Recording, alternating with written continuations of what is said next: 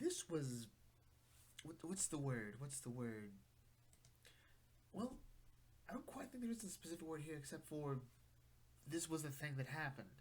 And if you compare part one to part two, I would say part one is a stronger story.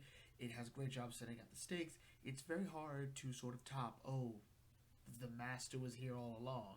And even more so with reveal of these new aliens coming in who are called the Kasavan, who come from another universe apparently. And then I just sort of think, okay, that's interesting, but what are we doing now? Okay, the Doctor's without her TARDIS. Okay, all right, that's interesting. Ryan, Yaz, and Graham are trying to soldier on without the Doctor, trying to figure out exactly, what to do, how to help save the day. All right, that's good. That's good. That's good. Okay, so how's it all play together? Oh, it doesn't really connect that well. The Doctor figures it all out on her own. Ryan, Yaz, and Graham's actions don't really matter to the resolution of the plot.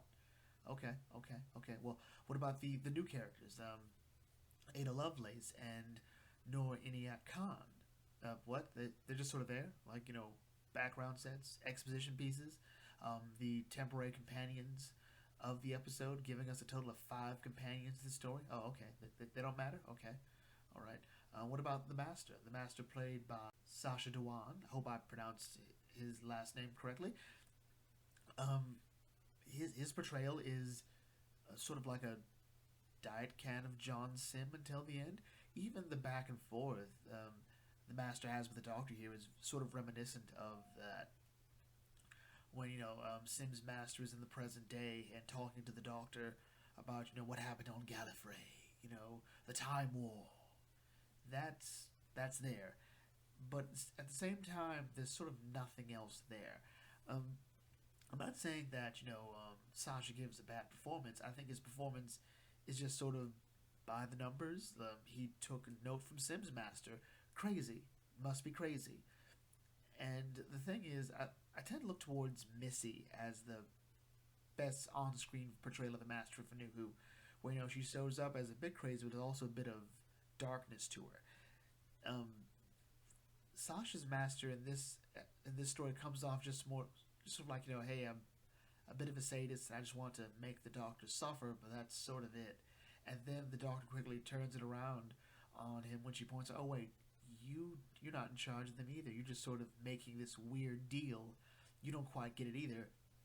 And then it turns out this may have all just been a way to get the Doctor to find out what he did on Gallifrey, involving the Timeless Child, which will be like crime number 1,000 Gallifrey's committed behind the scenes.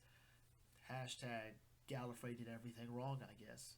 Or as I'm going to call it now, because I'm done with this, of Gallifrey being teased, Justice for Gallifrey. Spread the hashtag Justice for Gallifrey. I'll put that in the title. Um, the problem with this story is pretty much just exactly what I said. Um, this idea that's supposed to be like secret agents and spies that doesn't really play into the role here. Um, there's no real twists and turns here. There's no. The only real double agent we had was who turned out to be the Master. So he was technically a quadruple agent, just doing what he wanted for himself. Again, I felt the better idea would have been had he been a member of the CIA, of Gallifrey's Celestial Intervention Agency. But instead, we got this. Maybe if it had been better teased that the Master was leading the Doctor to a point, I think the story would have been a bit better suited. Leaving clues throughout all of time and space to bring the Doctor to Gallifrey's current point where he just did what he did. Are we ever going to rebuild Arcadia? Justice for Gallifrey's second city. I just, I don't know. To this episode's credit, I think everyone turns out a great performance. Um, Jodie, I think, she's given the best performance she has since she started. Her performance always felt a bit like underdone, like she's always sort of holding herself back at best, or I would also argue the source material she's given, like how she's being directed, is just sort of lacking. I'm trying to be very very nice here. I think, as I've said to other people, there's a great Doctor in Jodie. I know there is, but something isn't pushing her to get it out. And the Master would, I think, would have been a great time for it. I'm not quite feeling the sort of verbal sparring that I think people want from the Doctor and the Master. And the reveal that Gallifrey has been destroyed, I think would be a good way to push the Doctor, especially when Ryan, Yaz, and Graham, push her for answers about who she is. And you do see that she really does get the sadness aspect, which I always said was the best thing I knew about Jodie was, from Broadchurch, I knew she knew how to play someone whose life had been devastated because she killed the role of the mom in Broadchurch. So, yeah. I'm surprised the Thomas Child idea was actually a thing, that this was, not just a tease, but, at the same time, I shouldn't have been. The question is, what is this secret that is embedded in the mind of every Time Lord? What is it? And will this really just be a ploy for Rassilon to come back? Because I think that's what it's going to be. We're going to go right back where we started. The status quo will be established. Gallifrey will be left right back where it was before, not where it should be, which is in its right and proper spot in time and space. It'll just be that. Also, it's weird that no other alien species is really surprised by the fact there's a Time Lord here. Just point that out. And that's not just something a lot to throw at Chibs, kind of like everybody. If I had to compare this two-part story to anything, it would definitely be what it feels like it wants to be, which is the Impossible Astronaut and Day of the Moon from season 6. Yes, season 6. Because it sort of has all the beats. Says there's an alien menace that's going through all of time. You can't quite figure out where it is. And there's this sort of secret going on here. The Doctor arrives at the turn of the tide to sort of turn everything against the antagonist, in this case the Master, because the Kasavans don't really matter. They're like, hey, we've got a plan. It turns out we're being duped.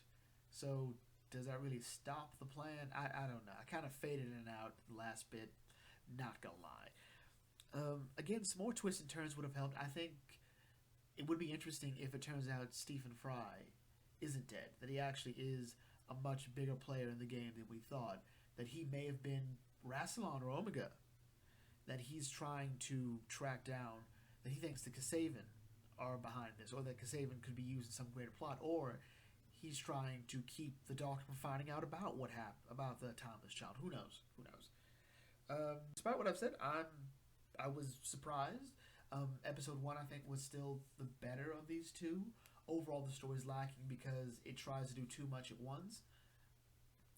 Maybe the mystery of the Doctor should have taken a bigger idea for Ryan, Yaz, and Graham, and then when they get back, we should have reunited the Doctor with the trio earlier, and then having to wonder more and more questions as the Doctor sort of evades them, using the greater mystery to sort of as a smokescreen.